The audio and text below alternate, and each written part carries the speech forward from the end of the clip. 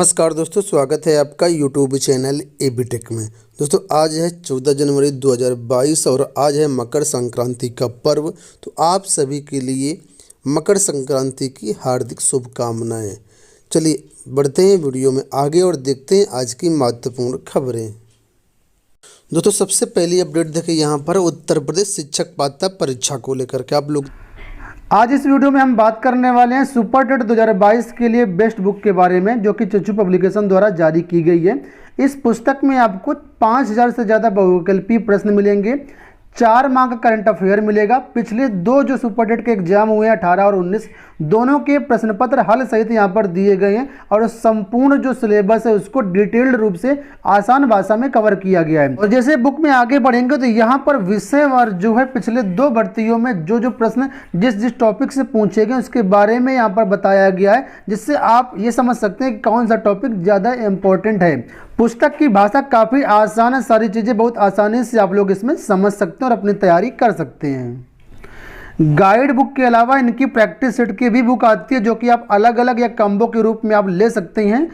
आपके नज़दीकी book stall पर भी ये सारी बुक्स मिल जाएंगी और ऑनलाइन साइट अमेजन फ्लिपकार्ट पर भी मिल जाएंगी। अगर आप ऑनलाइन परचेज करना चाहते तो लिंक वीडियो के डिस्क्रिप्शन में दिए गए, एक बार चेकआउट जरूर करें। लोग जानते हैं इसकी परीक्षा 23 जनवरी को होनी है और इसके कल प्रवेश पत्र जारी कर दिए गए हैं। प्रवेश पत्र बहुत से लोगों ने डाउनलोड भी कर दिया, हालांकि कल वेबसाइट बहुत परेशान कर रही थी, खुल नहीं रही थी, तब भी 1 लाख से ज़्यादा लोगों ने प्रवेश पत्र डाउनलोड किए हैं। उसी के बारे में देखिए, यहाँ पर लिखा है कि शिक्षक पात्रता परीक्षा के प्रवेश पत्र जारी 23 जनवरी रविवार को सूबे के सभी जनपदों में निर्धारित परीक्षा केंद्रों पर यह परीक्षा करवाई जाएगी। बृहस्पतिवार दोपहर बाद अभ्यर्थियों के प्रवेश पत्र updled.gov.in वेबसाइट पर जारी कर दिए गए। 2 पालियों में ये परीक्षा है और प्राथमिक स्तर की परीक्षा में लिखा है प्रयागराज की अगर बात करें तो लगभग 84,000 अभ्यर्थी शामिल हो रहे हैं। ठीक है, और ये परीक्षा जो है प्रत्येक ज़िले में होगी।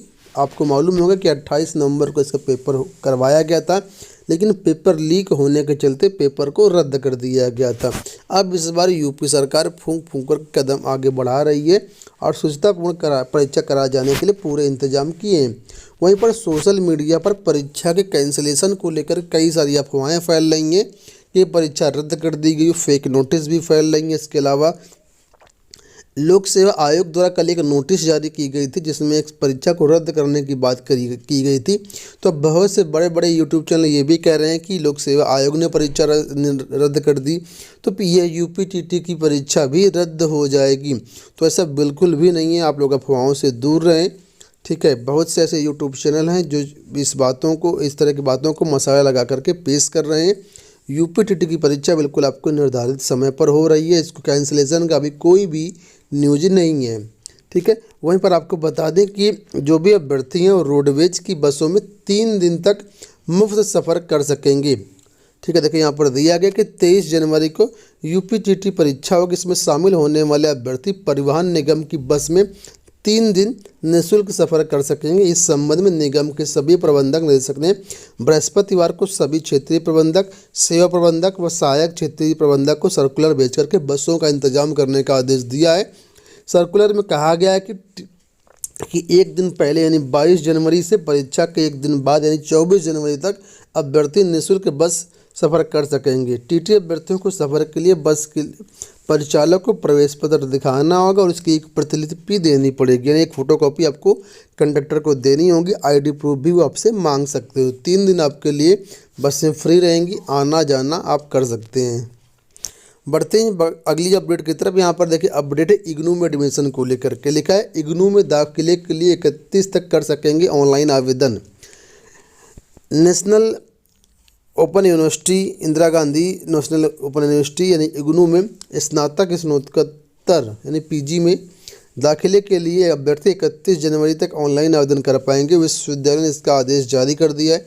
क्षेत्रीय केंद्र वाराणसी के तहत आने वाले 42 केंद्रों के छात्रों को आवेदन का मौका मिलेगा।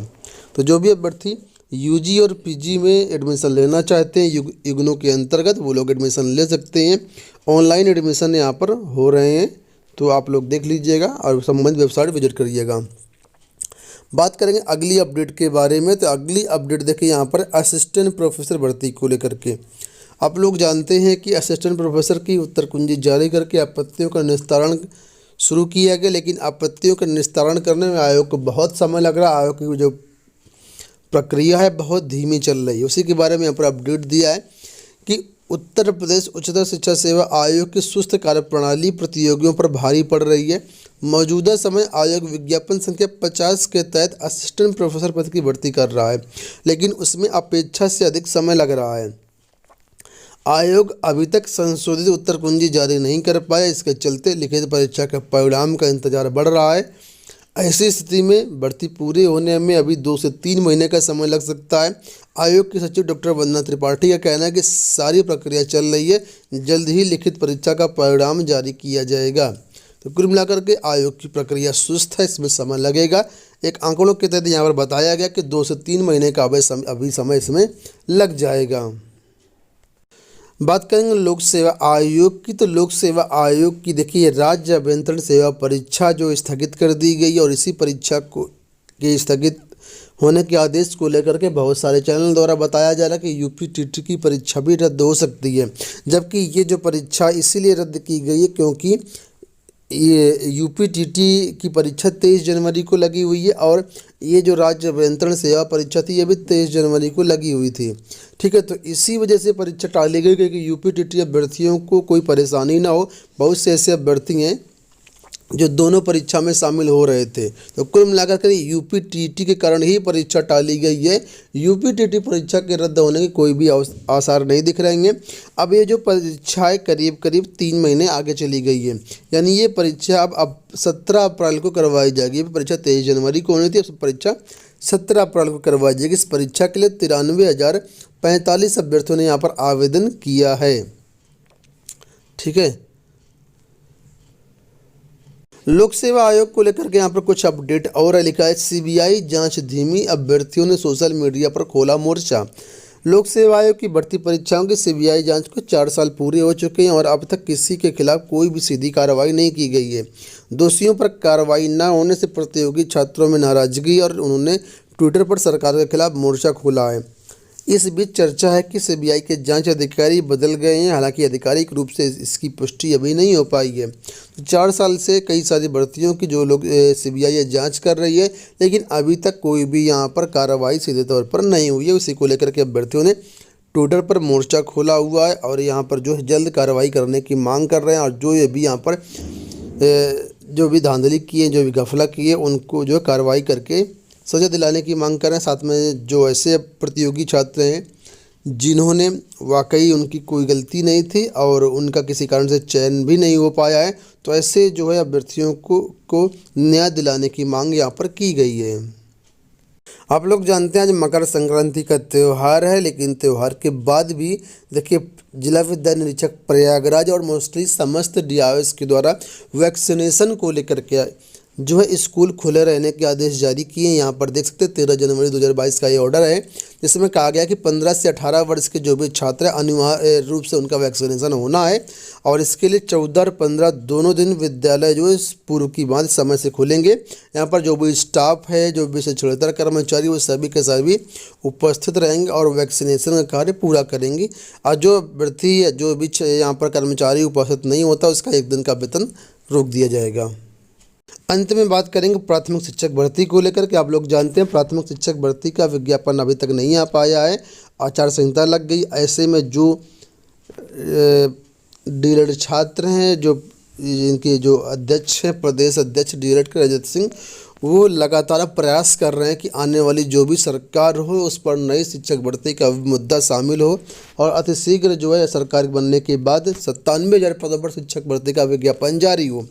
और लगातार अलग अलग चैनलों के साथ संपर्क कर रहे हो, 97,000 शिक्षक भर्ती का मुद्दा उठा रहे हैं। इसी कड़ी में देखिए लल्लन टॉप में भी 97,000 शिक्षक भर्ती का मुद्दा उठाया गया। एक वार्ता के दौरान जो है लल्लन टॉप के सौरभ जो उन्होंने जो योगी आदित्यनाथ जी हैं उत्तर प्रदेश के मुख्यमंत्री, उनसे पूछा कि 97,000 शिक्षक भर्ती को लेकर के बहुत सारे आंदोलन हो रहे हैं, ट्वीट हो रहे हैं, इको गार्डन में इतना सारा धरना प्रदर्शन आंदोलन हुआ है, इस पर योगी जी का क्या कहना है, योगी जी ने क्या क्या, सुनिए ये वीडियो।